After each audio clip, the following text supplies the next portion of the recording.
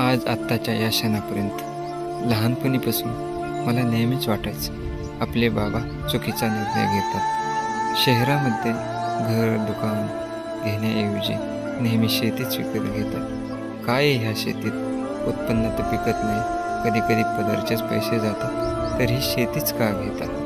पण आज या क्षणाला त्या प्रश्नांची सर्व उत्तरे मला मिळत आहेत. बाबा मला नेहमी सांगायचे, शेती म्हणजे आपली माय, ती आहे म्हणून आपण आहोत. एखादी आई जशी आपल्या लेकराची काळजी घेते, तशीच आपली शेती आपली काळजी घेत असते. तू जर प्रामाणिकपणे कष्ट केलंस, घाम गाळलास आणि शेती पिकवली, तर ती कोणत्याही नोकरदार आणि व्यापारी वर्गाला लाजवेल असं उत्पन्न तुला देईल.